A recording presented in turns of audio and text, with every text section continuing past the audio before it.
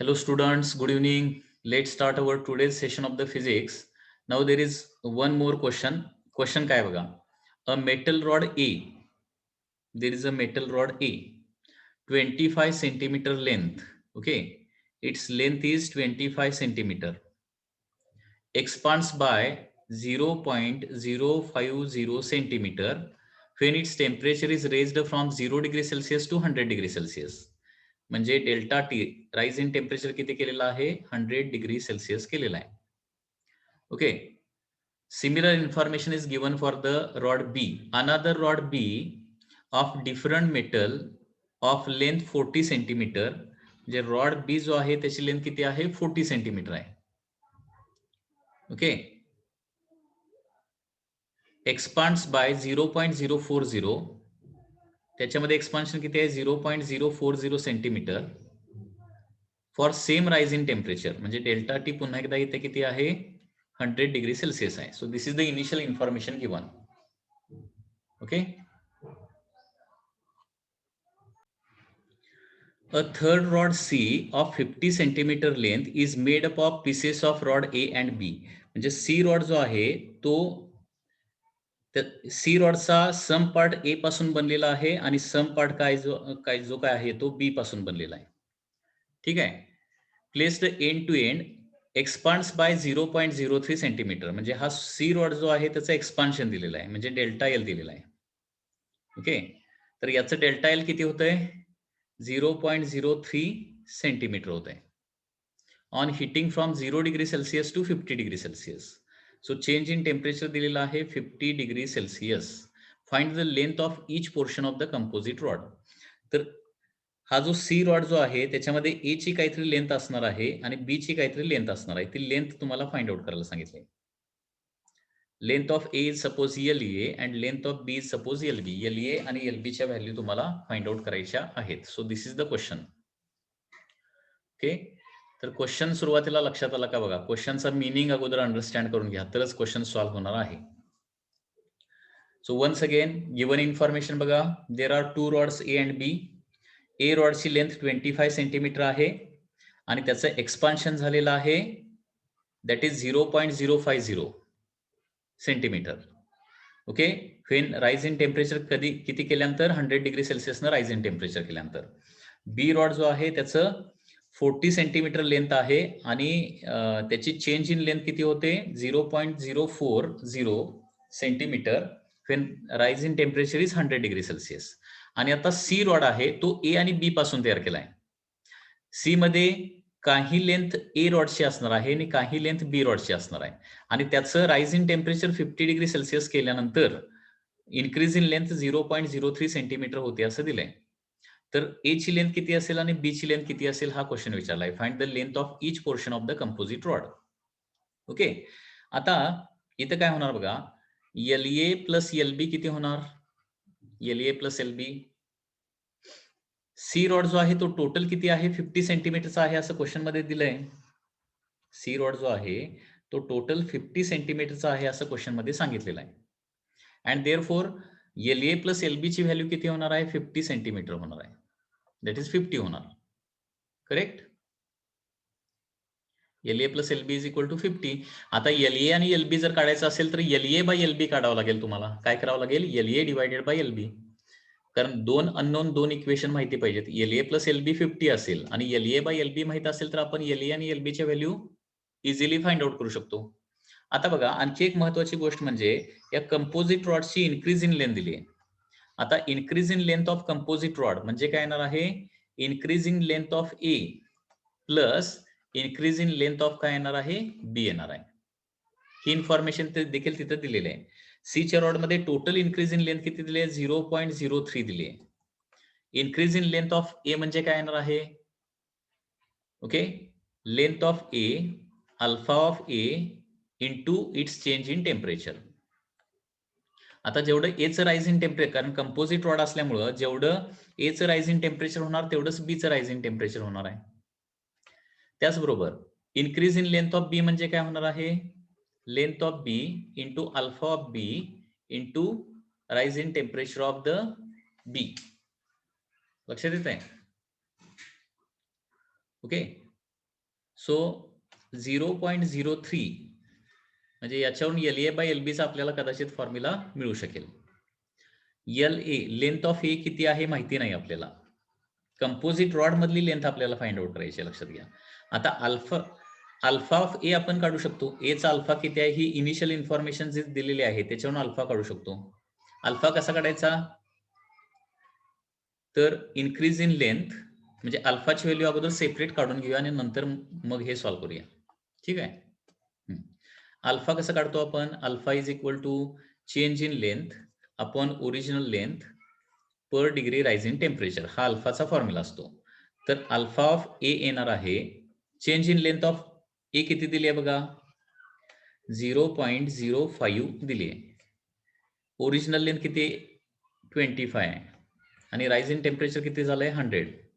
Okay, so 0.05 म्हणजे काय होणार आहे 5 × 10⁻² डिवायडेड बाय 25 × 10⁻², म्हणजे 5 न 25 ला डिवाइड केल्यावर 1/5 म्हणजे 0.2 होणार इंटू 10⁻⁻4, 0.2 × 10⁻⁻4 किंवा 2 × 10⁻5 हे येणार अल्फा ऑफ ए. तसं अल्फा ऑफ बी किती येणार बघा, त्याचं इन्क्रीज इन लेंथ ऑफ बी किती दिलंय फर्स्ट इन्फॉर्मेशन नुसार 0.04 दिली आहे. ओके, त्याची ओरिजिनल लेंथ किती आहे 40, म्हणजे 40 सेंटीमीटर ओरिजिनल लेंथ असेल तरच एवढं इन्क्रीज इन लेंथ होत आहे, हे लक्षात घ्या.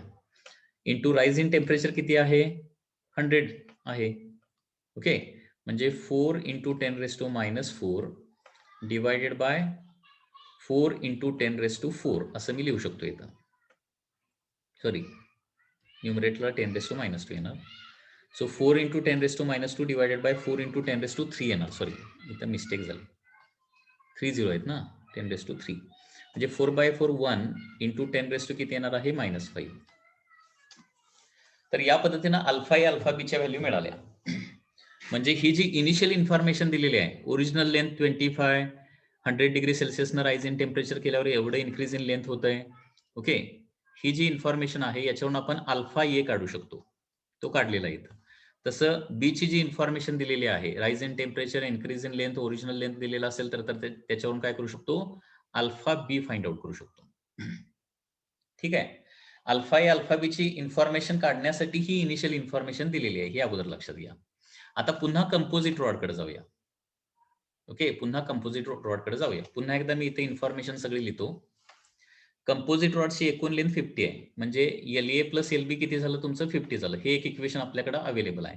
त्याचबरोबर कंपोजिट रॉड जो आहे त्याचं इन्क्रीज इन लेंथ दिलंय. कंपोजिट रॉडचं इन्क्रीज इन लेंथ मध्ये ए मधली इन्क्रीज इन लेंथ आणि बी मधली इन्क्रीज इन लेंथ. ए मधली इन्क्रीज इन लेंथ किती येणार delta A, delta LA. B मधली increase in length delta LB येणार आहे. That is the total increase in length of the C. आता हे इक्वेशन इथे मी सॉल्व्ह करतो. 0.03 is equal to length of हे माहिती नाही, ती काढायची आहे. कंपोजिट रॉड मधली लेंथ ऑफ हे फाइंड आउट करायची आहे. इंटू अल्फा ऑफ ए किती आहे 2 × 10⁻⁻5 इंटू राईज इन टेम्परेचर किती होतं इथं कंपोजिट रॉड मध्ये 50 होतंय ना, इंटू 50 प्लस लेंथ ऑफ बी किती आहे फाइंड आउट करायची आहे, ती माहिती नाही. अल्फा ऑफ बी किती आलाय 10⁻⁻5, राईज इन टेम्परेचर किती आहे 50 आहे. तर हा पार्ट आपल्याला आता सोडवावा लागणार आहे, म्हणजे LA आणि LB मधलं सेकंड इक्वेशन आपल्याला मिळू शकेल.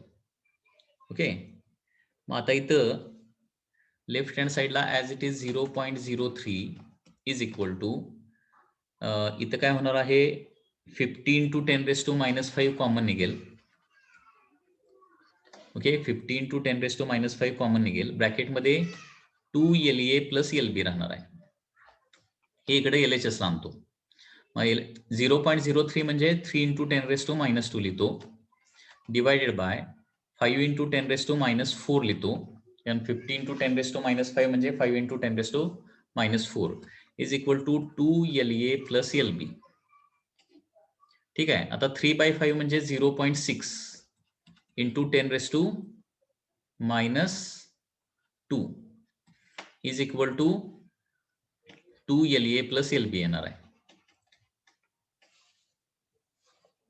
सॉरी 10 काय येणार +2 येणार. सॉरी हे 10⁻². 2 LA + LB 0.6 × 10⁻². बरोबर आहे ना. 3/5 म्हणजे 0.6. 10⁻² डिवायडेड बाय 10⁻⁻4 म्हणजे 10⁻² येणार आहे.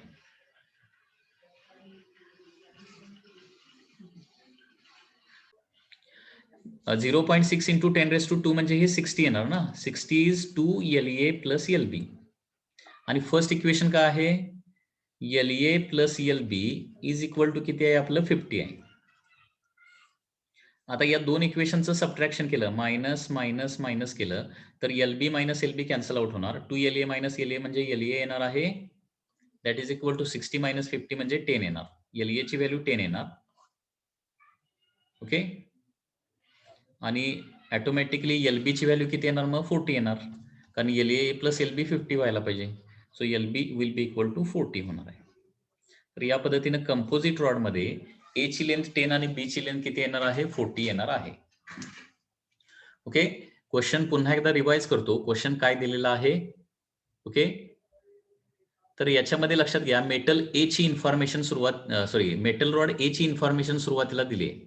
म्हणजे length 25 centimetre, increase in length, increase in temperature दिलंय. त्याच्यावरून अल्फा ए काढू शकतो एचा. त्याच्यासाठी अल्फाचा फॉर्म्युला अगदी पाठ पाहिजे व्यवस्थित. अल्फा इज इक्वल टू काय असतं change in length upon original length into change in temperature delta L upon L delta T. तसं अल्फा ए अल्फा बी काढू शकतो. आता त्याच्यानंतर काय दिलंय सी हा जो रॉड आहे तो ए आणि बी पासून तयार केलाय असं दिलंय. सी रॉड मध्ये काही पार्ट काही लेंथ एल ची आहे ए ची आहे आणि काही लेंथ बी ची आहे.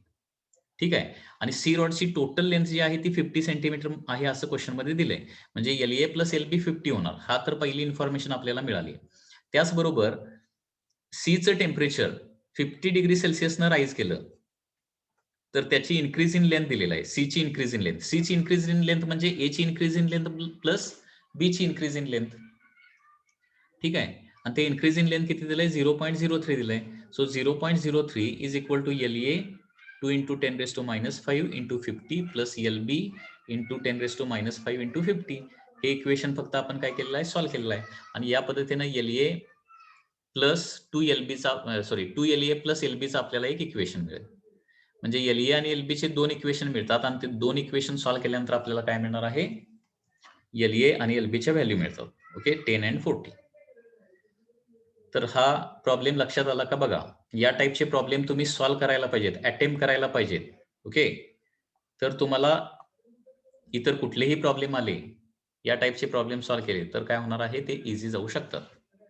आता एवढे कॅल्क्युलेशनचे प्रॉब्लेम डेफिनेटली नीटला तर नसणार आहेत. मेन्सला मात्र येण्याची शक्यता आहे. मेनला एवढं कॅल्क्युलेशन येऊ शकतं. नीटला येणार नाहीये परंतु याच्याशी रिलेटेड एक छोटासा पार्ट त्याच्यामध्ये येऊ शकतो काहीतरी.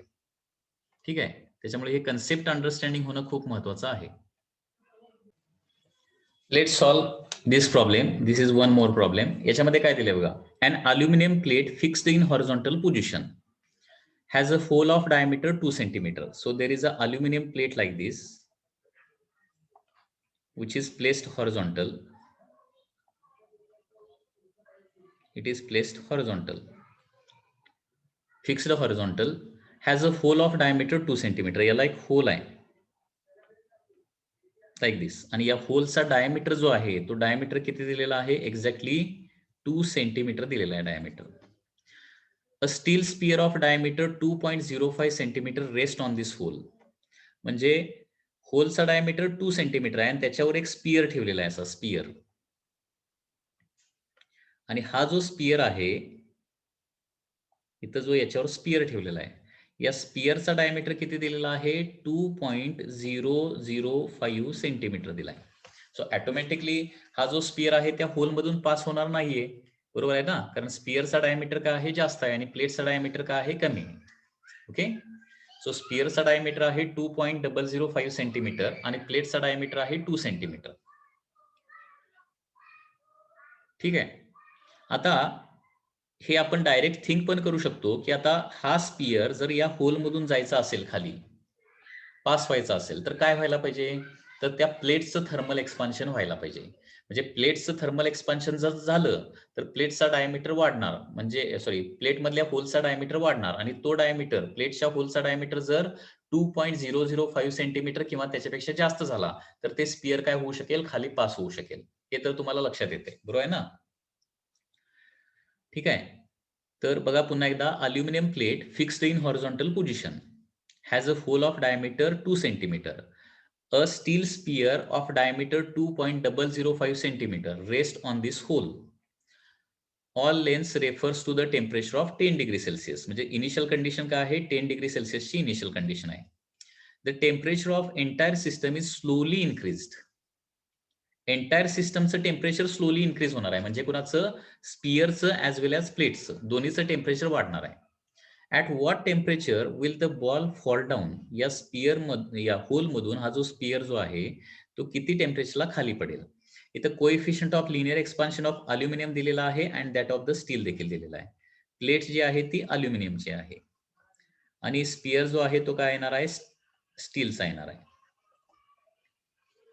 बघा आता टेम्परेचर वाढल्यानंतर ओके दोन्हीचा डायमीटर वाढणार आहे, लक्षात घ्या स्पियरचा, कारण एंटायर सिस्टमचं टेम्परेचर वाढते असं या क्वेश्चन मध्ये दिलेलं आहे. ठीक आहे, टेम्परेचर वाढलं की स्टीलचा पण डायमीटर वाढणार आणि अल्युमिनियम प्लेट मधल्या होलचा पण डायमीटर वाढणार आहे. आता खाली पडायचं असेल तर एक्सपान्शन जास्त कोणाचं व्हायला पाहिजे, अल्युमिनियम प्लेटचं एक्सपान्शन जास्त व्हायला पाहिजे, म्हणजे त्या होलचं एक्सपान्शन जास्त व्हायला पाहिजे. ठीक आहे, आणि त्याच्यामुळं कोइफिशियंट ऑफ लिनियर एक्सपान्शन हा कुणाचा जास्त असला पाहिजे, अल्युमिनियमचाच जास्त असला पाहिजे. लक्षात येते का मी काय सांगतोय. अल्फा ऑफ अल्युमिनियम आणि अल्फा ऑफ स्टील याच्यामध्ये अल्फा ऑफ अल्युमिनियम हा काय असला पाहिजे, greater than alpha of steel असला पाहिजे. तरच काय होणार आहे, टेम्परेचर वाढल्यानंतर काय होईल, अल्युमिनियम प्लेटचा डायमीटर जास्त प्रमाणात वाढेल ऍज कम्पेअर्ड टू स्टील आणि मग काय होईल, तो स्पियर खाली पडेल. याच्यामध्ये सिंपल क्वेश्चन असा होऊ शकतो की स्पियरचा काय करायचं नाही, स्पियरचा टेम्परेचर वाढूच द्यायचं नाही, फक्त प्लेट्सचं टेम्परेचर फक्त वाढवायचं आहे. तर प्लेटचं टेम्परेचर कितीनं वाढवावं लागेल हा याच्यामध्ये सिंपल क्वेश्चन होऊ शकतो, जो नीटला असू शकतो. आणि एंटायर सिस्टमचं टेम्परेचर वाढतंय हा मेन्सचा क्वेश्चन होऊ शकतो. ठीक आहे, एवढाच फक्त याच्यामध्ये फरक असणार आहे. आता बघा, टेम्परेचर वाढलं की स्टील स्पियरचा पण डायमीटर वाढणार आणि अल्युमिनियम स्पियरचा पण डायमीटर वाढणार आहे इथं, कारण एंटायर सिस्टमचं टेम्परेचर वाढायला लागलंय. ठीक आहे, आता स्पियर त्या होल मधून कधी पास होणार आहे, ज्यावेळी स्पियरचा डायमीटर आणि अल्युमिनियमचा म्हणजे स्पियरचा डायमीटर आणि होलचा डायमीटर दोन्हीचा डायमीटर सेम व्हायला पाहिजे, मिनिमम सेम तरी व्हायला पाहिजे, तर त्याच्यामधून तो पास होणार आहे. हे तर आपल्याला समजतंय.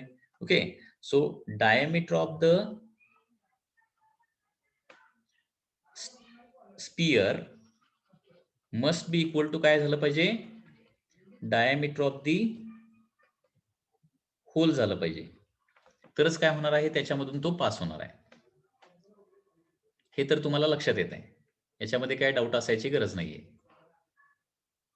ठीक आहे, ज्यावेळी स्पियरचा डायमीटर आणि होलचा डायमीटर सेम होणार त्यावेळी तो स्पियर होलमधून पास होणार. आता स्पियरचा डायमीटर म्हणजे इनिशियल डायमीटर दिलाय ना 2.005, फायनल डायमीटर काहीतरी होणार आहे. फायनल हे बघा, इनिशियल लेंथ एल असेल तर फायनल लेंथ एलचा त्याच्यासाठी तुम्हाला फॉर्म्युला पाठ पाहिजे. सो फायनल लेंथचा फॉर्म्युला काय असतो, एल इज इक्वल टू किंवा L dash is equal to L in bracket 1 plus alpha into delta T. हा फॉर्म्युला याच्यासाठी लागणार आहे, हे तुम्हाला कळलं पाहिजे आता. कारण ओरिजिनल लेंथ म्हणजे ओरिजिनल डायमीटर दिलाय, फायनल लेंथ म्हणजे final diameter on rise in temperature, हे आपण या फॉर्म्युल्यानंच काढू शकतो. ओके, तर final diameter of the sphere काय होणार बघा, राइज इन टेम्परेचर झाल्यावर final diameter of the sphere.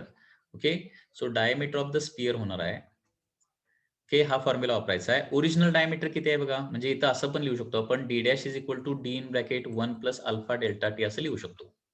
So final diameter of the sphere म्हणजे original diameter of the sphere किती आहे, 2.005 in bracket 1 plus alpha of the sphere किती आहे, तो स्टीलचा आहे ना, 11 इंटू 10⁻⁶, 11 इंटू 10⁻⁶, आणि राइज इन टेम्परेचर काढायचं आहे, म्हणजे डेल्टा टी फाइंड आउट करायचं आहे.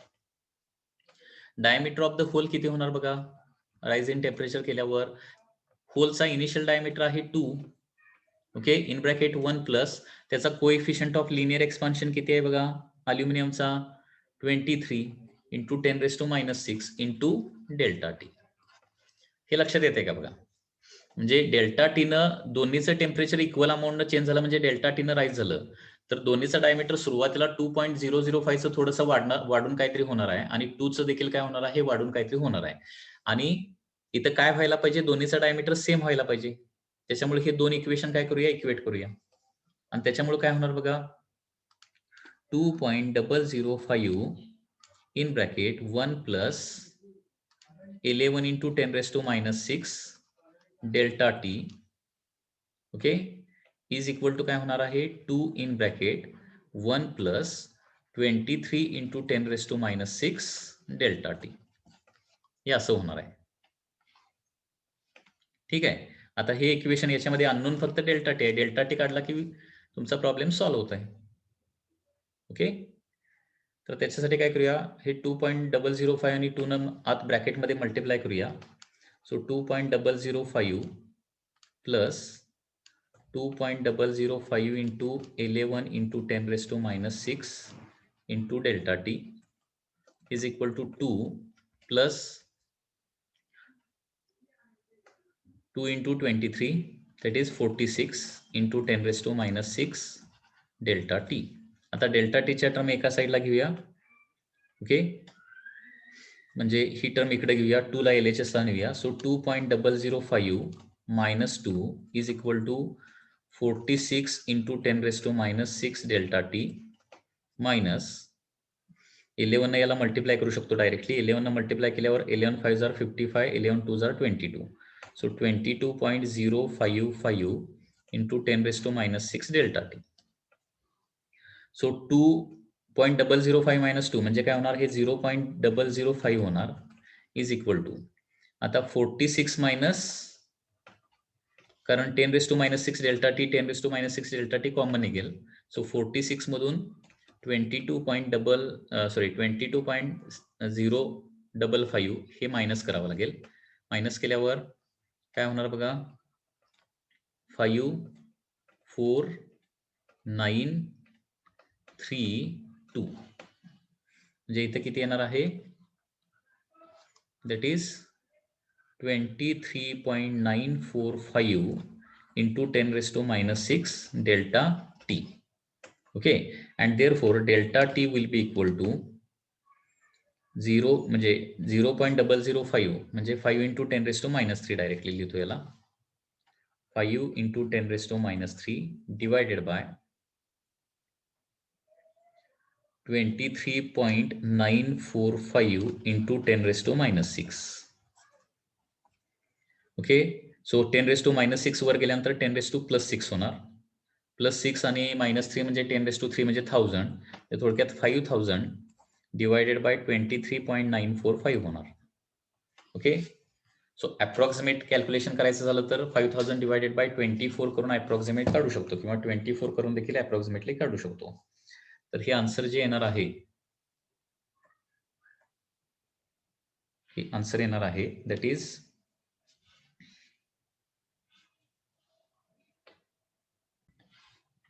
208.8 डिग्री सेल्सिअस. 208.8 डिग्री सेल्सिअस हे rise in temperature. So final temperature किती होणार आहे, इनिशियल टेम्परेचर 10 डिग्री सेल्सिअस म्हटलंय. सो फायनल टेम्परेचरचा आन्सर येणार आहे 218.8 डिग्री सेल्सिअस. ज्यावेळी टेम्परेचर, फायनल टेम्परेचर एवढं होणार 218.8 डिग्री सेल्सिअस, त्यावेळी काय होणार आहे, तो स्पियर त्या होलमधून खाली पास होणार.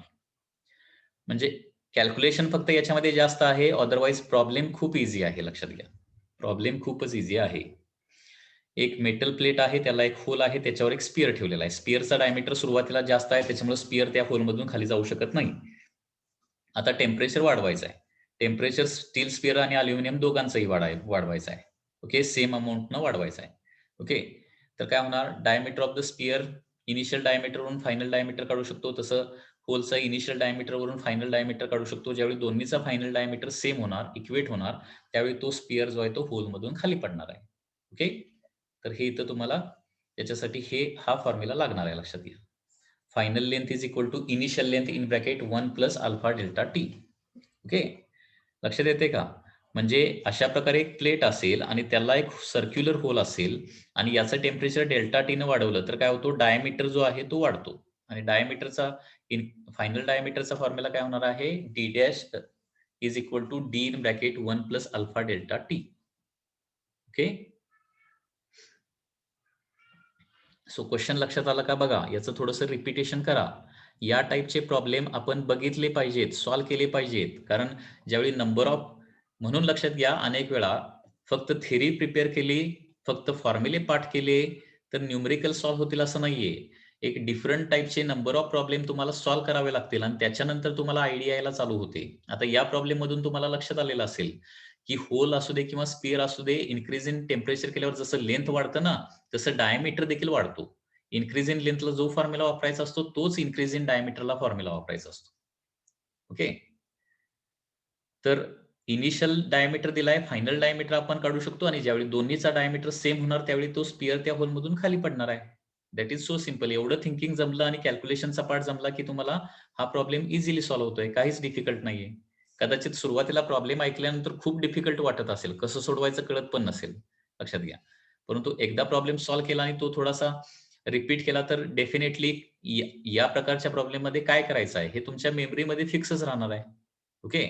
आणि फिजिक्सला हेच करावं लागतं, लक्षात घ्या. फक्त थेरी केली आणि फॉर्म्युले पाठ केले म्हणजे न्यूमेरिकल सॉल्व्ह होत नाहीत. ओके. त्याच्याच रिलेटेड सगळे ऍप्लिकेशन जे आहेत, अशा टाईपचे डिफरंट प्रॉब्लेम काय येतात याच्यावर, हे तुम्ही एकदा स्टडी केलेले असले पाहिजेत. त्यावेळी तुम्ही कुठलीही एक्झाम फेस केली तर ते प्रॉब्लेम सॉल्व्ह करू शकताय किंवा त्याच्याशी सिमिलरच प्रॉब्लेम येतात. ओके. त्याच्यामुळे हा सगळा एक्सपिरियन्स आणि प्रॅक्टिसचा पार्ट आहे. ओके. त्याच्यामुळे या लेक्चरमध्ये मी जे काय तुम्हाला जे प्रॉब्लेम देतोय, ते प्रॉब्लेम तुम्ही प्रॅक्टिस करा. सगळे प्रॉब्लेम प्रॅक्टिस करा. जास्त डिफिकल्ट प्रॉब्लेम नाहीयेत हे, लक्षात घ्या. ते कधी आपण बघितलेले नसतात म्हणून डिफिकल्ट वाटतात. हे प्रॅक्टिस केलं तर डेफिनेटली तुम्हाला हे हेल्पफुल ठरेल. आणि एवढंच करा. याच्यापेक्षा एक्स्ट्रा करायची काही गरज नाही. मी जेवढे प्रॉब्लेम घेतोय, जेवढ्या कन्सेप्ट घेतोय, तेवढंच व्यवस्थित प्रिपेअर करा. नीट तर याच्यापेक्षा खूपच ईझी एक्झाम असते. लास्ट इयरचा पेपर बघितला, मेन्स या लेव्हलचे क्वेश्चन असू शकतात. नीटला याच्यापेक्षा खूप ईझी क्वेश्चन असतात. हे जर प्रिपरेशन तुम्ही चांगल्या प्रकारे केलं तर नीटला तुम्हाला 160 प्लस मार्क मिळायला काय प्रॉब्लेम नाहीये, लक्षात घ्या. ओके. 160 प्लस म्हणतोय. तेवढे मार्क्स मिळवू शकतोय आपण. आणि ज्यावेळी डिफिकल्टी लेव्हलचे प्रॉब्लेम सॉल्व्ह आपण स्टडी करतोय, त्याच वेळी आपण ईझी लेव्हलचे प्रॉब्लेम इझिली सॉल्व्ह करू शकतोय. म्हणजे लक्षात घ्या, इथं कॅल्क्युलेशनचा पार्ट नीट आणि मेन्समध्ये डिफरन्स काय आहे? डिफरन्स हाच आहे की प्रॉब्लेम तोच असू शकतो त्याच टाईपचा, परंतु कॅल्क्युलेशन नीटमध्ये अगदी अ, कमी वेळेमध्ये होईल अशा व्हॅल्यू दिलेल्या असतात तिथं. असं काहीतरी त्याच्यामध्ये प्रॉब्लेममध्ये मॉडिफिकेशन केलेलं असतं. आणि मेन्समध्ये फक्त कॅल्क्युलेशन जास्त असेल असे प्रॉब्लेम टाकलेले असतात. म्हणजे याच्यामध्ये आता नीटमध्ये प्रॉब्लेम काय होऊ शकतो? तर इथं काय करायचं आहे, राईज इन टेम्परेचर फक्त प्लेटचं करायचं आहे. स्पिअरचं राईज इन टेम्परेचर करायचं नाहीये. असं असं जर दिलं तर डायरेक्टली हा प्रॉब्लेम आणखी सिंपल होतोय ना. म्हणजे काय व्हायला पाहिजे, स्टील स्पिअरचा डायमीटर तेवढाच राहणार आहे 2.005 आणि प्लेटचा डायमीटर 2 वरून फक्त काय झाला पाहिजे, 2.005 झाला पाहिजे. म्हणजे इथं एकच इक्वेशन तयार होणार, 2 इक्वेशन तयारच होणार नाहीयेत. म्हणजे होलचा इनिशियल डायमीटर 2 असेल, तो फायनल किती व्हायला पाहिजे, फक्त 2.005 व्हायला पाहिजे. आणि राइट हँड साइडला 1 प्लस अल्फा डेल्टा टी, असं काहीतरी फक्त मॉडिफिकेशन केलेलं असतं त्या प्रॉब्लेममध्ये. म्हणजे काय झाल्या, स्टेप्स कमी झाल्या, प्रॉब्लेम सिम्प्लिफाय झाल्या, फक्त डेल्टा टी काढायचा आहे. ओके. थोडंसं कन्सेप्टमध्ये मॉडिफिकेशन केलेलं असतं. ओके. म्हणजे इझियर केलेला असतो थोडासा प्रॉब्लेम तो. बाकी प्रॉब्लेम तसाच असतो. म्हणजे स्टील स्पिअरचं टेम्परेचर वाढतच नसेल, तर फायनली होलचा डायमीटर वाढून काय झाला पाहिजे, स्पिअरच्या डायमीटर एवढा व्हायला पाहिजे. जर हे होत नसेल तर. आणि दोन्हीचं टेम्परेचर वाढत असेल तर दोन्हीचा वाढलेला डायमीटर इक्वल व्हायला पाहिजे. तिथं कॅल्क्युलेशन थोडंसं वाढतंय. So any doubt in this case? Now the next application of thermal expansion. Okay. म्हणजे थर्मल एक्सपान्शन आणखी कुठल्या टाईपचा क्वेश्चन येऊ शकतो? तर थर्मल एक्सपान्शन आणि सिंपल पेंडुलम याच्याशी रिलेटेड एक क्वेश्चन येऊ शकतो आणि ते कसं येते बघा. Application number 5. Application number 5. तर ऍप्लिकेशन मध्ये 5 नंबर मध्ये काय स्टडी करणार आहे आपण? Change in time period of simple pendulum due to rise in temperature. Change in time period of simple pendulum. Time period of simple pendulum. Change in time period of simple pendulum. Okay, हा part आपल्याला study करायचा आहे.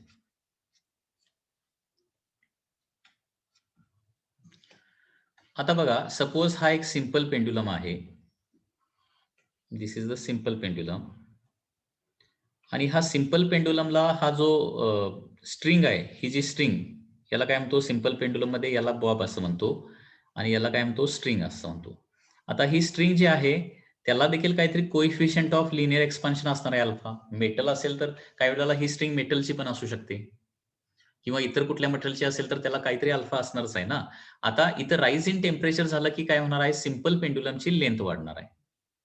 Rise in temperature वाढलं, rise in temperature झालं की काय होणार आहे? There will be increase in length of the simple pendulum. आणि सिंपल पेंडुलमच्या टाइम पिरियडचा फॉर्म्युला माहिती आहे तुम्हाला? T is equal to 2 pi square root of L by G. फिर L is the length of simple pendulum and G is the acceleration due to gravity. Okay, म्हणजे time period of simple pendulum दोन गोष्टीवर depend असतो. एक म्हणजे length of simple pendulum आणि दुसरं म्हणजे ऍक्सलरेशन ड्यू टू ग्रॅव्हिटी. आता टेम्परेचर चेंज झाल्यावर जी मध्ये तर काहीतरी काय चेंज होणार नाहीये ऍक्सलरेशन ड्यू टू ग्रॅव्हिटीवर. ओके, इथं फक्त काय होणार आहे? There will B change in length only. Length मध्ये फक्त चेंज होणार आहे. लक्षात येत आहे? मग आता इथं आपण असा फॉर्म्युला लिहू शकतो, delta T by T is equal to half times delta L by L.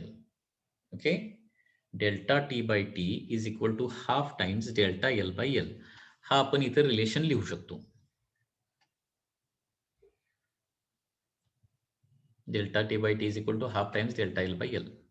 Okay, आता हा फॉर्म्युला कुठून आलेला आहे? हा डेरिव्हेटिव्ह काढून हा फॉर्म्युला येऊ शकतो आपला. म्हणजे डेरिव्हेटिव्हचं ऍप्लिकेशन करून किंवा एरर्स मध्ये हा पार्ट आपण स्टडी केलेला आहे. T is equal to 2 pi square root of L by G असेल तर delta T by T is equal to half times delta L by L येतं. याचं प्रूफ पाहिजे असेल तर 2 मिनिटात प्रूफ देतो मी. T is equal to 2 pi square root of L by G. इथं 2 पाय आणि जी काय आहे? कॉन्स्टंट आहे.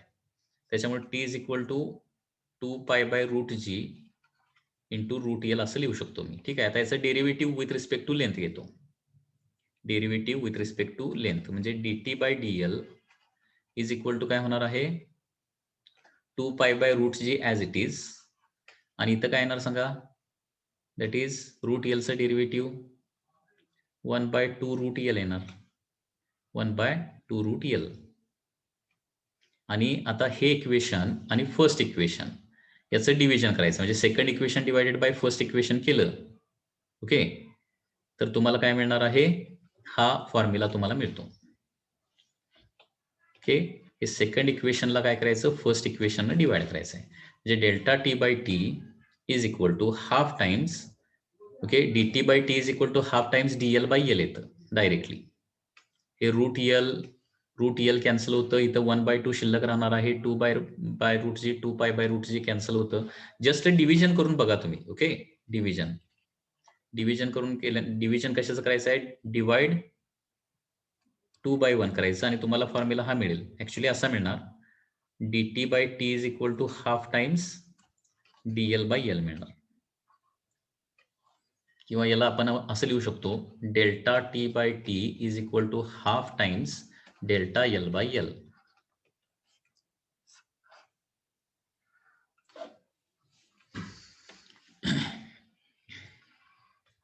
तर याच्यावरून हा फॉर्म्युला जरा व्यवस्थित लक्षात ठेवा. हे डेरिव्हेटिव्ह मध्ये वगैरे जायची काय ऍक्च्युली आपल्याला गरज नाहीये.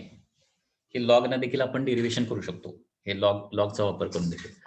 ठीक आहे. So delta T by T is equal to 1 by 2. 1 by 2 हे कशाचं आलेलं आहे? स्क्वेअर रूटचं आलेलं आहे. लक्षात घ्या, स्क्वेअर रूटचं 1 बाय 2 आले, डेल्टा एल बाय एल. किंवा ही कन्सेप्ट आणखी तुम्हाला व्यवस्थित अंडरस्टँड करायची असेल तर मेजरमेंट या टॉपिकमध्ये कदाचित तुम्ही स्टडी केलेला असेल. हे बघा, असं असेल की x इज इक्वल टू किंवा a is equal to, suppose असं असेल, a is equal to x raise to 2, y raise to 3 and z raise to 2 असेल, तर डेल्टा ए बाय एचा फॉर्म्युला काय लिहितो, हे एरर आपण एररमध्ये मेजरमेंट टॉपिकमध्ये स्टडी केले ना. Delta A by A is equal to 2 times delta X by X असतं, plus 3 times delta Y by Y असतं, plus 2 times delta Z by Z असतं. ओके, हे त्या पद्धतीनेच कन्सेप्ट आहे, लक्षात घ्या. इथं फक्त लेंथ व्हॅरी होणार आहे. So delta T by T is equal to root म्हणजे एलची पॉवर किती आहे, रेस टू हाफ आहे ना.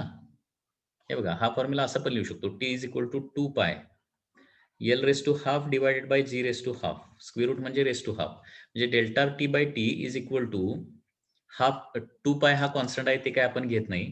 Okay, half times delta L by L plus half times delta G by G. परंतु जी देखील कॉन्स्टंट आहे, त्याच्यामुळे तो देखील इक्वेशन मध्ये घ्यायची गरज नाही. So T is directly proportional to L raise to half असेल तर delta T by T is equal to half times delta L by L असतं. तर हा जो पार्ट आहे तो अगोदर बेसिकली लक्षात ठेवा. ओके, तर पुन्हा एकदा मी सांगतो, इथं पुन्हा एकदा हा पार्ट लिहितोय बघा, इकडे लक्ष द्या, व्यवस्थित लक्ष द्या.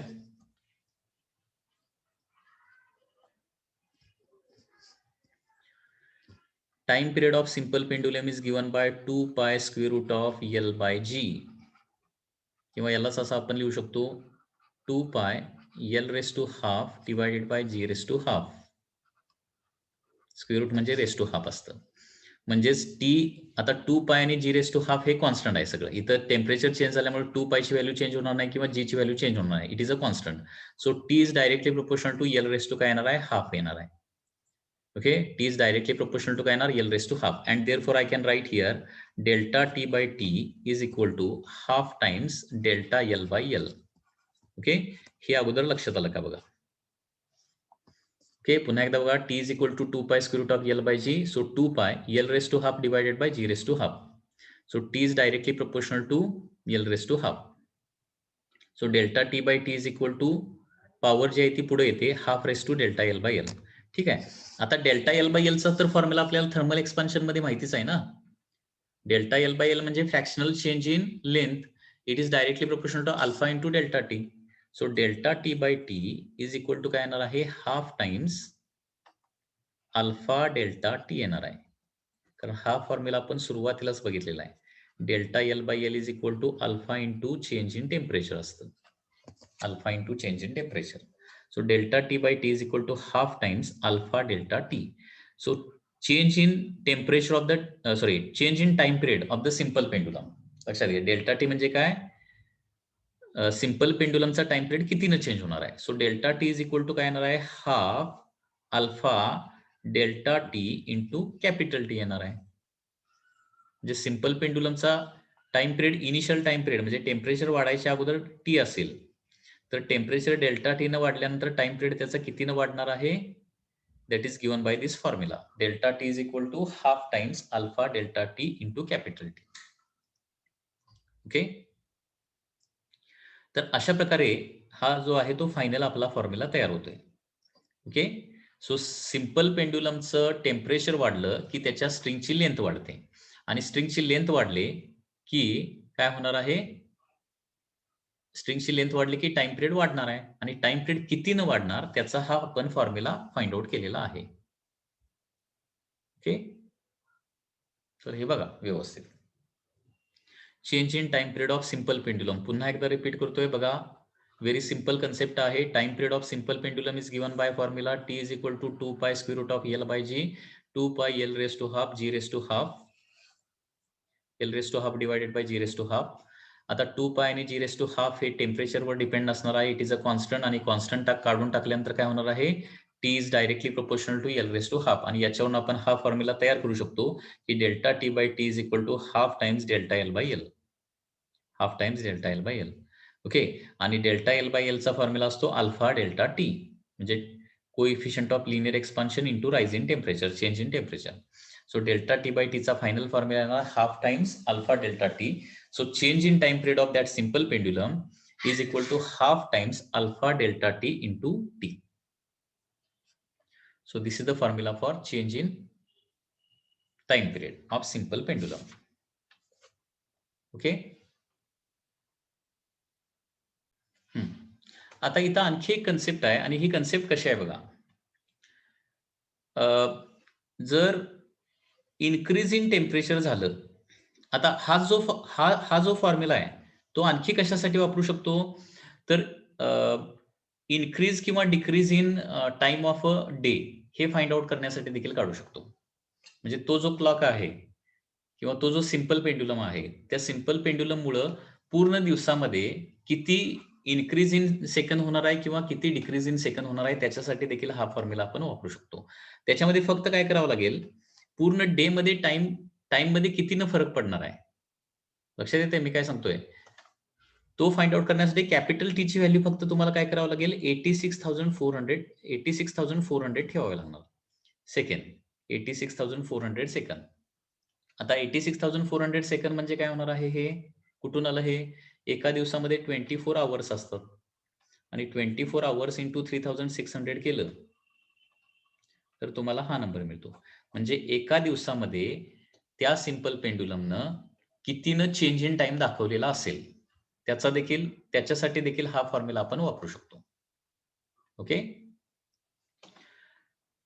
लक्षात येतंय. म्हणजे सिंपल पेंडुलमच्या टाइम पिरियड मध्ये कितीनं चेंज होईल हे काढण्यासाठी देखील हा फॉर्म्युला वापरू शकतो, किंवा संपूर्ण दिवसामध्ये या सिंपल पेंडुलम मुळे किती चेंज इन टाइम होईल त्याच्यासाठी देखील हा फॉर्म्युला काढू शकतो, हा फॉर्म्युला वापरू शकतो. ठीक आहे. म्हणजे संपूर्ण दिवसामध्ये कितीनं चेंज इन टाइम होईल ते फाइंड आउट करण्यासाठी फक्त काय करायचं आहे, कॅपिटल टीच्या ठिकाणी तुम्हाला किती ठेवावं लागेल व्हॅल्यू, 86,400 सेकंड ठेवावं लागेल. कारण एक पूर्ण दिवस जो आहे तो किती असतो, 24 आवर्सचा असतो. सो 24 आवर म्हणजे 24 इंटू 3600. लक्षात येत आहे. आता इथं आणखी एक महत्वाची कन्सेप्ट आहे. ती कन्सेप्ट काय आहे लक्षात घ्या. हे बघा, राईज इन टेम्परेचर झालं, तर हा जो सिंपल पेंडुलम आहे पर डे काहीतरी टाइम काय करणार आहे, चेंज दाखवणार आहे. पर डेच्या टाइम मध्ये काहीतरी चेंज दाखवणार आहे. तर पर डे तो जो टाइम आहे सिंपल पेंडुलम जो आहे तो पर डे टाइम लूज करेल का गेन करेल, हा क्वेश्चन असणार आहे. ओके, म्हणजे असा सिंपल क्वेश्चन तुम्हाला विचारला जाऊ शकतो. पुन्हा एकदा क्वेश्चन काय बघा, क्वेश्चन मी लिहितो म्हणजे तुम्हाला लक्षात येईल. Okay, when temperature of simple pendulum increases,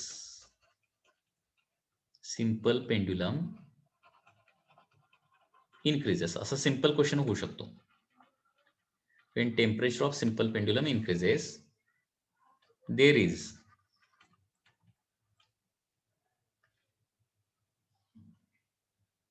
option A,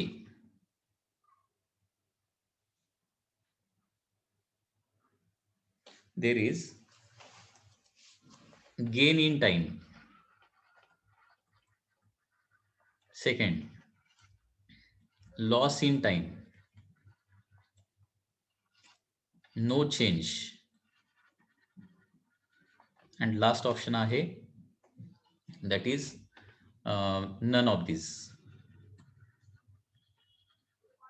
okay, simple पेंडुलमचं टेम्परेचर इन्क्रीज झाल्यावर गेन इन टाइम होईल का, लॉस इन टाइम होईल का, नो चेंज इन टाइम होईल की नन ऑफ दिस होईल. याचा आन्सर कसं येणार बघा. याचा आन्सर हे कसं थिंक करायचं आहे, हे बघा. टेम्परेचर वाढलं, ओके, टेम्परेचर वाढलं तर काय होणार आहे, लेंथ जी आहे ती automatically length of simple pendulum काय होणार आहे, वाढणार आहे. कारण there is a thermal expansion. Length वाढली की टाइम पिरियडचं काय होणार, कारण टाइम पिरियडचा फॉर्म्युला काय आहे, 2 pi square root of L by g. म्हणजे time period is directly proportional to root L आहे. त्याच्यामुळे लेंथ जर वाढली तर टाइम पिरियड काय होणार आहे, वाढणार आहे. आता टाइम पिरियड वाढल्यानंतर तो पेंडुलम स्लो होणार का फास्ट होणार, हा इथं क्वेश्चन आहे. When time period increases pendulum काय होईल, पेंडुलम बिकम स्लो.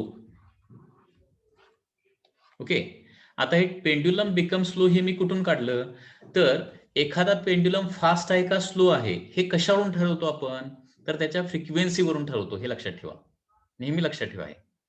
ओके, म्हणजे फ्रिक्वेन्सी वाढली तर काय म्हणायचं, पेंडुलम फास्ट झालाय, आणि फ्रिक्वेन्सी कमी झाली तर काय म्हणायचं, पेंडुलम स्लो झालाय. आता टाइम पिरियड वाढणं म्हणजे फ्रिक्वेन्सी काय होणार रे, टाइम पिरियड वाढणं म्हणजे फ्रिक्वेन्सी काय होणार, कमी होणार.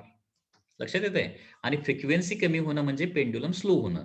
आणि जो पेंडुलम स्लो होतो ना, तो काय करतो, लॉस इन टाइम करतो. Okay, there is loss in time. म्हणजे काय करणार आहे, टेम्परेचर वाढलं की पर डे काय होणार आहे, there will be certain loss in time due to that simple pendulum per day.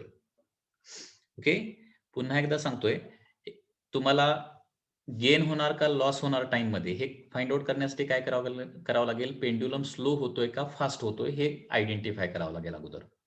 Pendulum slow होणार की फास्ट होणार हे कशावर डिपेंड, कशावरून ठरवायचं, फ्रिक्वेन्सीवरून ठरवायचं. फ्रिक्वेन्सी ऑफ सिम्पल पेंडुलम वरून ठरवायचं.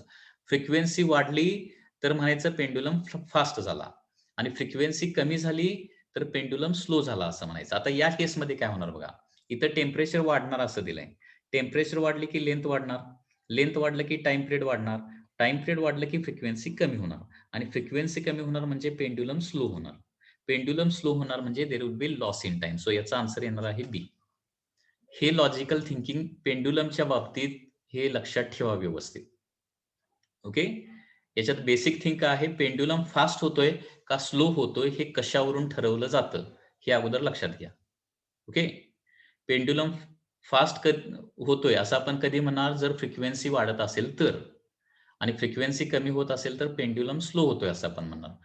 पेंडुलम फास्ट झाला तर इट गेन्स टाइम असं म्हणायचं, आणि पेंडुलम स्लो झाला तर इट लुजेस टाइम असं म्हणायचं. या केसमध्ये पेंडुलम स्लो व्हायला लागलाय अँड देअरफॉर काय होणार आहे, there is a loss in time. आता याचा एक क्वेश्चन सोडवूया म्हणजे तुम्हाला आणखी चांगल्या प्रकारे ही कन्सेप्ट लक्षात येईल. ही कन्सेप्ट 2-3 वेळा रिपीट करा म्हणजे तुम्हाला डोक्यात फिक्स बसेल, काहीही डिफिकल्टी येणार नाही. आता DC पांडे मध्ये याच्यावर एक क्वेश्चन आहे. क्वेश्चन कसा आहे बघा. क्वेश्चन इज लाईक दिस.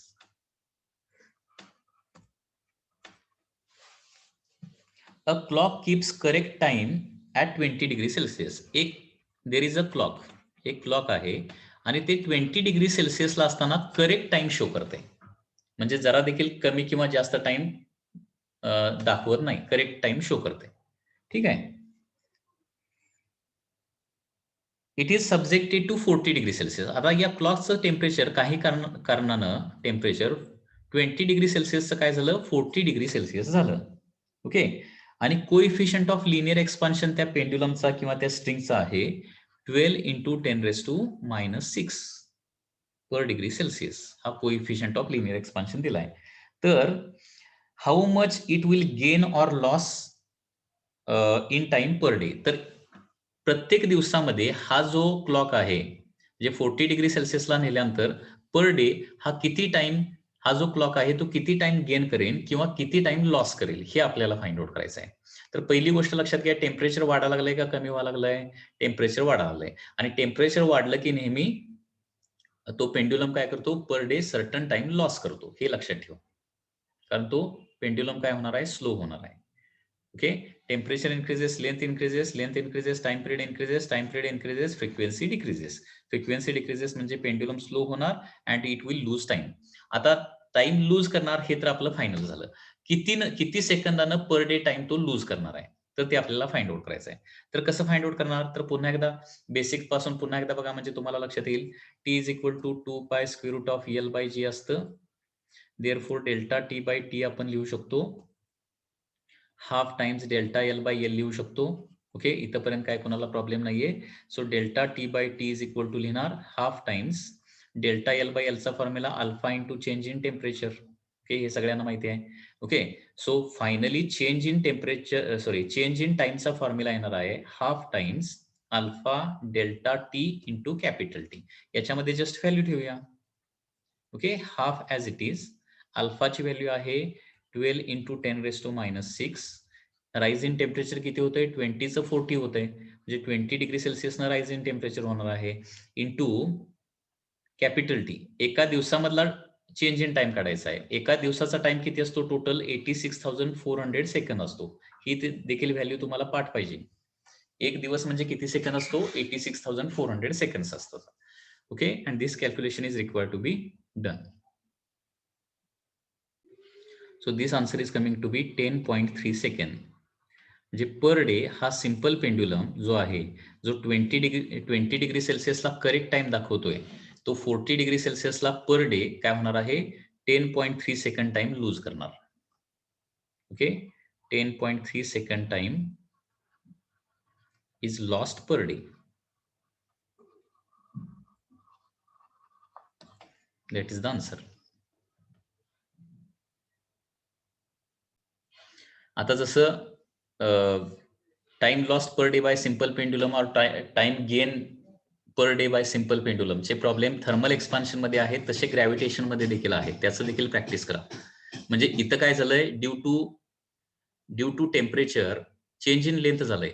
तर ग्रॅव्हिटेशन मध्ये काय होतं, ड्यू टू हाईट काय होणार आहे, चेंज इन जी होणार आहे. तिथं देखील हाच फॉर्म्युला वापरावा लागतो. Delta T by T is equal to half times delta G by g, हा फॉर्म्युला वापरावा लागतो.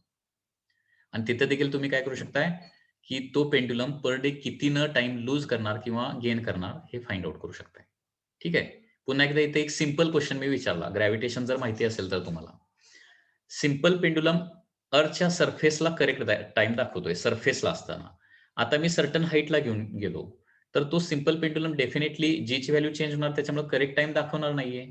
मग पुन्हा एकदा सर्टन हाईटला गेल्यावर तो सिंपल पेंड्युलम टाइम गेन करणार का लूज करणार, असा जर क्वेश्चन आला तर काय येईल आन्सर त्याचं? Think on it. हे बघा, पेंड्युलम ज्यावेळी आपण सरफेस पासून वर नेणार, त्यावेळी जी ची व्हॅल्यू काय काय होते रे? जी ची व्हॅल्यू काय होते? कमी होते का वाढते? कमी होते. हे तर तुम्ही स्टडी केलंय ना. सरफेसला जी ची व्हॅल्यू जास्त असते आणि वर गेल्यानंतर जी ची व्हॅल्यू कमी होते.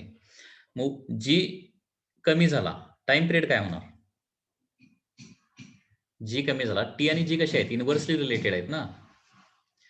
तर जी कमी झाला तर टी वाढणार. टी वाढणार म्हणजे टाइम पिरियड वाढणार, म्हणजे फ्रिक्वेन्सी. टाइम पिरियड वाढणार म्हणजे काय होणार? Frequency.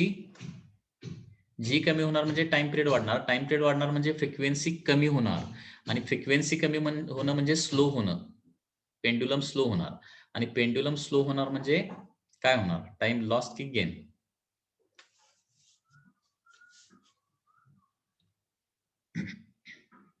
Time is lost per day. याचे ग्रॅव्हिटेशन मध्ये कदाचित तुम्ही प्रॉब्लेम सोडवलेले असतील, बघा. नसले तर हे या पद्धतीने जरा सोडवून बघा. नेक्स्ट.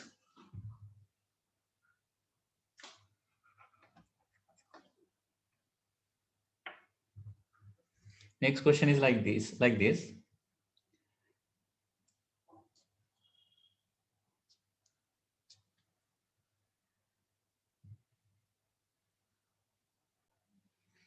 Similar typeचा क्वेश्चन आहे. There is a seconds pendulum.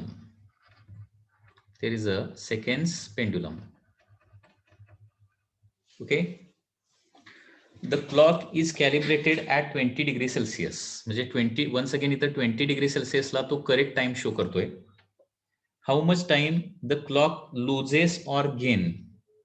Okay. How much time the clock loses or gain in 1 week? 1 week मध्ये किती टाइम लॉस करेल और गेन करेल असं विचारलंय. आता हे तर आपलं क्लिअरच झालेलं आहे की टेम्परेचर वाढलं की there is a loss of टाइमच होतंय, हे तुम्हाला लक्षातच ठेवायचं आहे. ओके, तर आन्सर लॉस ऑफ टाइमच होणार आहे. 1 वीक मध्ये होणार. 1 वीक मध्ये विचारलंय, आपण हे एका डे मध्ये काढलेलं आहे. चेंज काय होणार सांगा?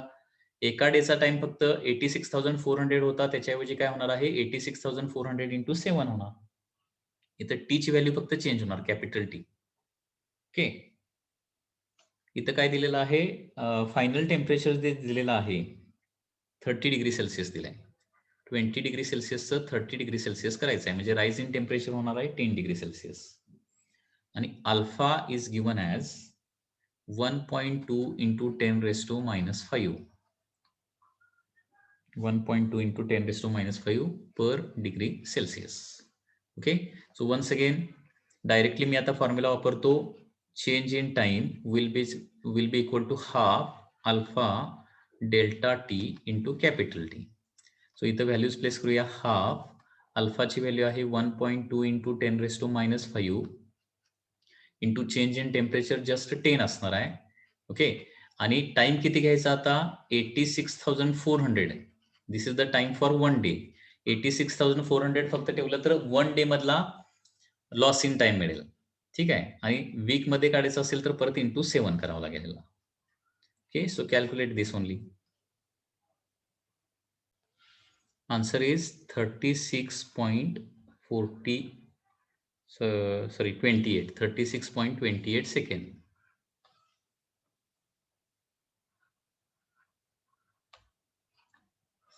So this much time is lost per week.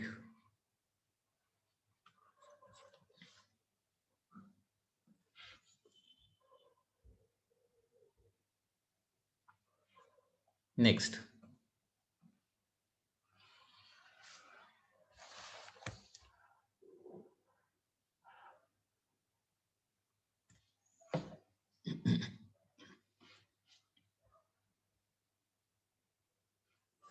Next question is like this.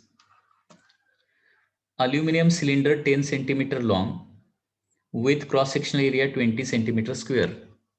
So length is given as 10 centimeter. Area of cross section is given as 20 centimeter square. Is to be used as a spacer between two steel walls. म्हणजे अशा प्रकारे एक cylinder आहे आणि तो spacer म्हणून वापरायचा आहे बिटवीन टू वॉल्स, लाईक दिस. दोन वॉलच्या मधला स्पेसर मध्ये बसवायचा आहे. बरोबर.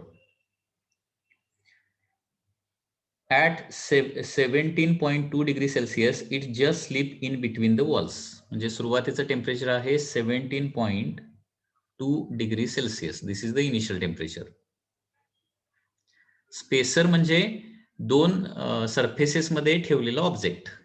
हे दोन सरफेसेस मध्ये ठराविक स्पेसिंग मेंटेन करण्यासाठी बरोबर त्या थिकनेसचा काय करायचा, तिथे एक डिस्क ठेवायची, त्याला स्पेसर म्हणायचं.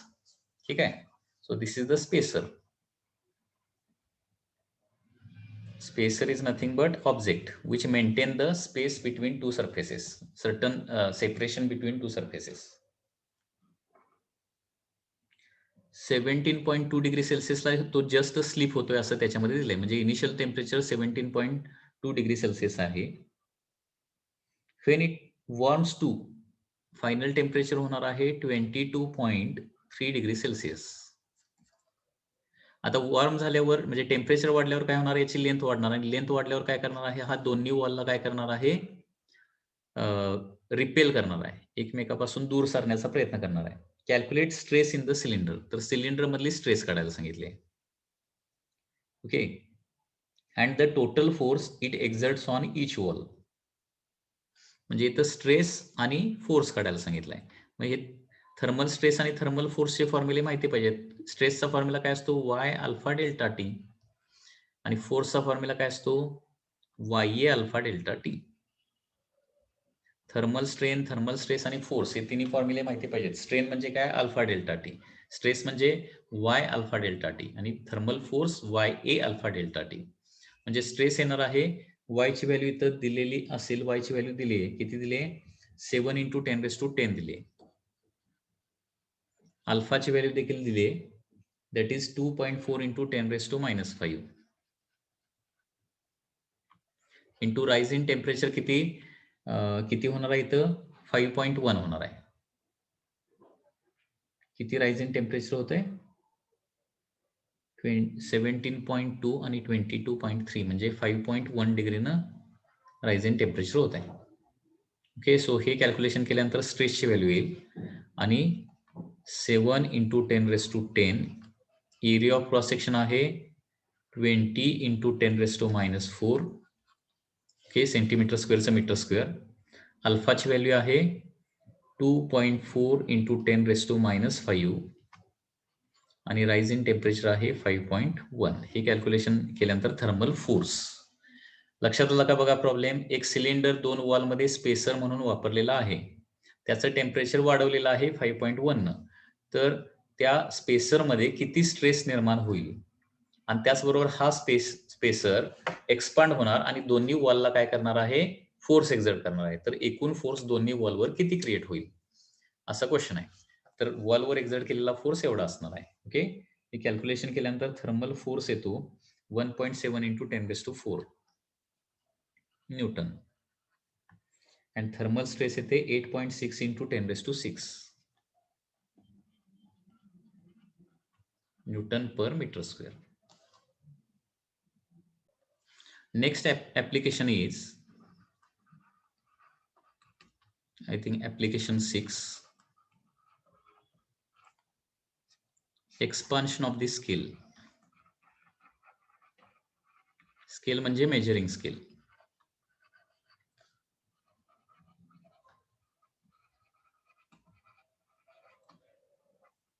अजून आपण लिनियर एक्सपान्शन मध्येच आहे. याच्यानंतर मग एरियल एक्सपान्शन, मग व्हॉल्यूम एक्सपान्शन.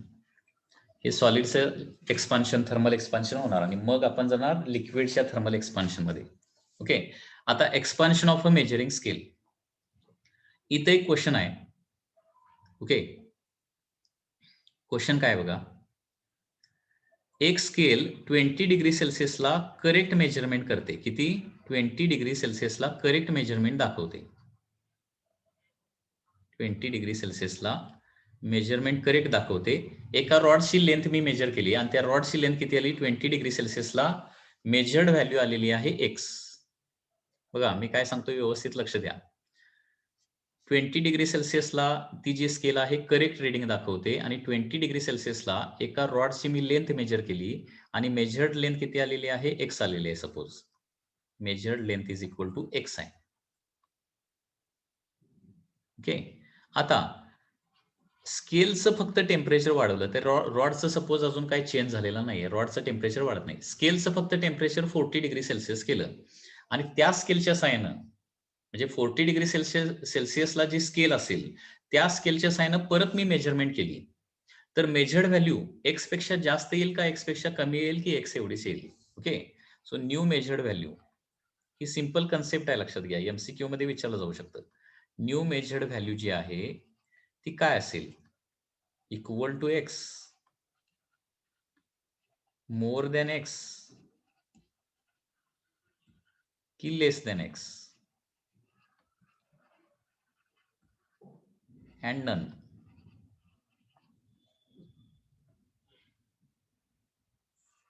बघा कुणाचं थिंकिंग बरोबर येते, जरा बघूया, विचार करा जरा. याचं करेक्ट आन्सर येणार आहे लेस देन एक्स. म्हणजे स्केलचं टेम्परेचर वाढवलं तर ते ट्रू व्हॅल्यू जे काय असेल, ट्रू व्हॅल्यू पेक्षा काय दाखवणार? ते कमी रिडिंग दाखवणार. Okay, so when temperature of only scale increases, in that case what will happen? The measured value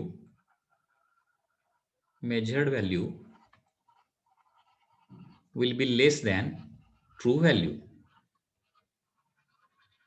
Okay, measured value will be less than true value. म्हणजे स्केलचं जर टेम्परेचर वाढलं तर हे तुम्हाला लक्षात ठेवावं लागेल. असं का होतंय? लेस देन एक्स.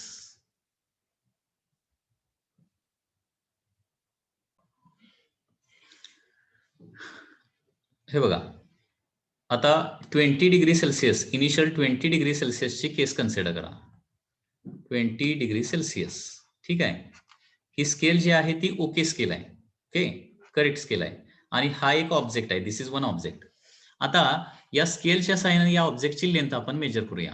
या स्केलच्या साहाय्यानं या ऑब्जेक्टची लेंथ मेजर करायची असेल तर ही स्केल जी आहे ती मला काय करावं लागेल? या ऑब्जेक्टला अशी टच करावी लागेल, लावावी लागणार आहे. आणि त्याची लेंथ किती येते बघा अप्रॉक्सिमेटली. सध्या किती आहे 20 डिग्री सेल्सिअसला? त्याची लेंथ आहे किती? एक्झॅक्टली 5 सेंटीमीटर आहे इनिशियल लेंथ. ठीक आहे, लेंथ किती आहे? 5 सेंटीमीटर. म्हणजे 5 सेंटीमीटर ही काय झाली? याची ट्रू व्हॅल्यू झाली. कारण स्केल करेक्ट आहे. करेक्ट स्केलनं जे करेक्ट रिडिंग दाखवलेलं आहे त्याला ट्रू व्हॅल्यू म्हणणार. ठीक आहे, आता टेम्परेचर वाढल्यानंतर फक्त स्केलचं एक्सपान्शन होते असं आपण इथे अझ्युम करायला लागलोय. फक्त स्केलचं एक्सपान्शन होते. आता स्केलचं एक्सपान्शन जर झालं तर ती स्केल कशी होणार? ती जी स्केल आहे एक्सपान्शन झालं तर ही अशी होणार ना स्केल. त्याच्यातल्या प्रत्येक डिव्हिजन मधलं अंतर वाढणार आहे. आता ही स्केल थोडीशी आणखी एक्सपांड करतो, लिनियर एक्सपान्शन होणार. आता ही काय आहे? स्केल ॲट सपोज काय आहे higher temperature that is 50 degree सेल्सिअसची ही स्केल आहे. आता परत या हायर टेम्परेचरची जी स्केल आहे त्याच्या साहाय्याने मी परत मेजरमेंट करतो. बघा किती दाखवावं लागलंय सध्या. 0 बरोबर लेफ्ट हँडला मॅच केलं, राईट हँड कुठं आलंय बघा 4 पेक्षा पण कमी दाखवावं लागलंय. म्हणजे हायर टेम्परेचरची जी स्केल आहे ती काय दाखवणार तुम्हाला, लेंथ वाढवली मी त्याची स्केलची, बरोबर. आणि त्याच्यामुळे काय होणार आहे, ती पूर्वी करेक्ट जी स्केल आहे ती 5 सेंटीमीटर दाखवत होती, आता ती 4 पॉइंट समथिंग दाखवा लागली आहे. म्हणजे ती काय करते, लेस दॅन ट्रू व्हॅल्यू रिडिंग दाखवते. लक्षात आलं. हे या पद्धतीने हे थोडंसं होणार आहे. हे लिनियर एक्सपान्शन मुळे असं होत आहे. ओके, तर नेहमी लक्षात ठेवा, स्केलचं एक्सपान्शन जर झालं तर एक्सपांडेड जी स्केल असणार आहे त्यानं दाखवलेलं रिडिंग जे आहे ते काय असणार आहे, ट्रू व्हॅल्यू पेक्षा काय असणार आहे, कमी रिडिंग असणार आहे. एक्सपांडेड स्केलनं दाखवलेलं रिडिंग, हे बघा पुन्हा एकदा दाखवतोय, एक्सपांडेड स्केलनं दाखवलेलं रिडिंग 4 पेक्षा कमी आहे आणि करेक्ट स्केलनं दाखवलेलं रिडिंग 5 होतं. म्हणजे एक्सपांडेड स्केलनं दाखवलेलं रिडिंग काय असतं, ट्रू व्हॅल्यू पेक्षा कमी असतं. Okay, so measured value by that higher temperature scale is less than the true value. लक्षात आलं, measured value is less than the true value होणार आहे. हे असं एक्सपेरिमेंटली तुम्ही चेक करू शकताय. Measured value is less than true value. Okay, मग आता ट्रू व्हॅल्यू काढण्यासाठी काय करावं लागेल, मग ट्रू व्हॅल्यू काढण्यासाठी मेजर्ड व्हॅल्यू इज लेस आहे ना, ट्रू व्हॅल्यू काढण्यासाठी ती वाढवावी लागेल. कितीनं वाढवायची, बरोबर डेल्टा एल न वाढवायची. आता याचे काही प्रॉब्लेम्स आपल्याला बघायचे, परंतु त्याच्यासाठी हे लक्षात आलं का बघा, measured value is less than true value इथे येतं. म्हणजे स्केलचं जर थर्मल एक्सपान्शन झालं तर, आणि त्या एक्सपांडेड स्केलच्या साइन आपण मेजरमेंट केली आणि काहीतरी आपल्याला मेजर्ड व्हॅल्यू आली, तर ट्रू व्हॅल्यू ही त्याच्यापेक्षा जास्त असणार आहे, हे लक्षात घ्या. म्हणजे मेजर्ड व्हॅल्यू 4 असेल, म्हणजे असे एमसीक्यूज येऊ शकतात, मेजर्ड व्हॅल्यू 4 सेंटीमीटर असेल तर ट्रू व्हॅल्यू किती असणार, 4 पेक्षा कमी, 4 पेक्षा जास्त, 4 एवढी. तर ट्रू व्हॅल्यू त्याची काय असणार आहे, म्हणजे ट्रू व्हॅल्यू म्हणजे करेक्ट रिडिंग काय असणार आहे, 4 पेक्षा जास्तच असणार आहे. ओके, हे तुम्हाला आता लक्षात आलं असेल की measured value is less than true value and therefore स्केलचा जर प्रॉब्लेम आला की ज्याच्यामध्ये स्केलचं एक्सपान्शन होते असं दिलंय, तर त्याच्यामध्ये काय होणार लक्षात घ्या, ट्रू व्हॅल्यू जर काढायची असेल तर काय करावं लागेल, ट्रू व्हॅल्यू काढण्यासाठी हा फॉर्म्युला तुम्हाला यूज करावा लागेल. True value is equal to measured value, म्हणजे त्या स्केलच्या साइननं केलेली, त्या स्केलच्या साइननं मेजरमेंट जे केलेली आहे ती व्हॅल्यू तुम्हाला अगोदर घ्यावी लागेल आणि प्लस काय करावं लागेल, एक्सपान्शन ऑफ स्केल त्याच्यामध्ये ऍड करावं लागेल. एक्सपान्शन ऑफ स्केल, आणि एक्सपान्शन ऑफ स्केल कसं काढायचं, नेहमीचा formula, that is delta is equal to L alpha delta T. Okay, तर या पद्धतीने ट्रू व्हॅल्यूचं कॅल्क्युलेशन केलं जातं.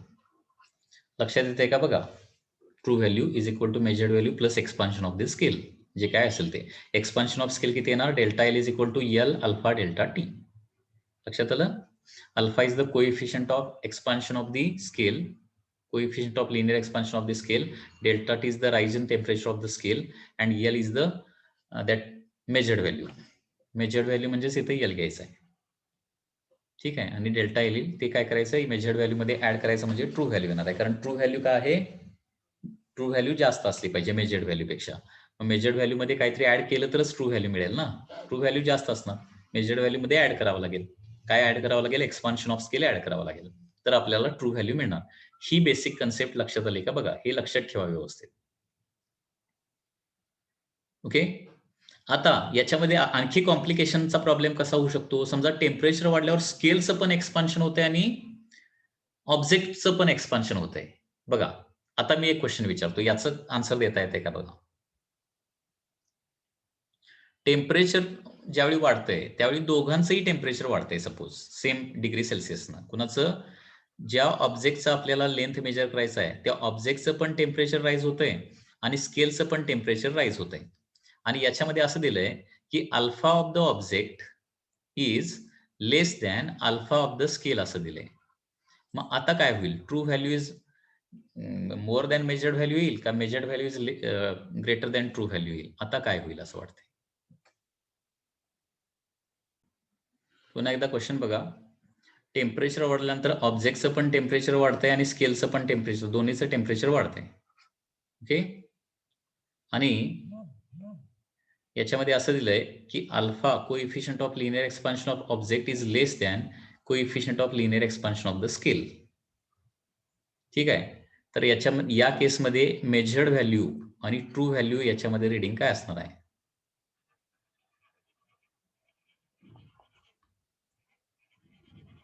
याच्यामध्ये रिलेशन काय असणार आहे? तर वन्स अगेन तेच रिलेशन आहे ना, true value is greater than measured value. Measured value पेक्षा ट्रू व्हॅल्यू जास्त असणार. कारण पुन्हा एकदा पहिली जी केस आपण कन्सिडर केली आहे त्याच्यामध्ये ऑब्जेक्टचं एक्सपान्शन कन्सिडर केलंच नव्हतं आपण. ऑब्जेक्टचं एक्सपान्शन कन्सिडर केलं नाही म्हणजे अल्फा ऑफ ऑब्जेक्ट 0 घेतला होता पहिल्या केसमध्ये. अल्फा ऑफ ऑब्जेक्ट 0 म्हणजे लेस दॅन स्केल ना. म्हणजे स्केलचा जर अल्फा जास्त असेल as compare to alpha of the object, तर त्या केसमध्ये काय होतं, आपण मेजर केलेली व्हॅल्यू ही नेहमी काय येते, कमी येते, कमी ट्रू व्हॅल्यू पेक्षा. ठीक आहे. True value should be greater than measured value.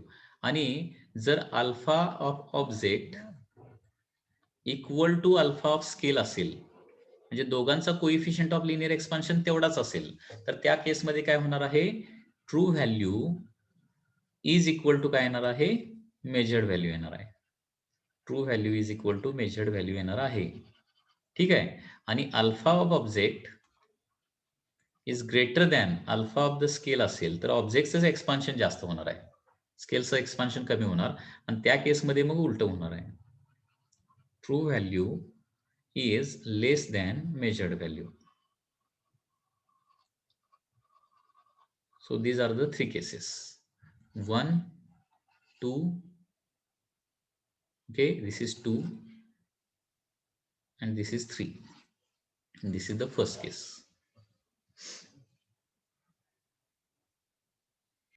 म्हणजे तुम्हाला अगोदर हे व्यवस्थित अंडरस्टँड करावं लागेल की ट्रू व्हॅल्यू जास्त असते का मेजर्ड व्हॅल्यू जास्त असते. हे डिसाईड केल्यानंतर ट्रू व्हॅल्यू जास्त असेल तर मेजर्ड व्हॅल्यू मध्ये समथिंग ऍड करावं लागेल. ट्रू व्हॅल्यू कमी असेल तर मेजर्ड व्हॅल्यू मधून समथिंग सबट्रॅक्ट करावं लागेल. समथिंग ऍड करायचं किंवा समथिंग सबट्रॅक्ट करायचं म्हणजे काय करायचं, हे delta L alpha delta T. Okay. आणि अशा प्रकारे ट्रू व्हॅल्यू आपण फाइंड आउट करू शकतो. True value. ओके. ही concept that is expansion of स्केलची कन्सेप्ट लक्षात आली का? जरा व्यवस्थित बघा.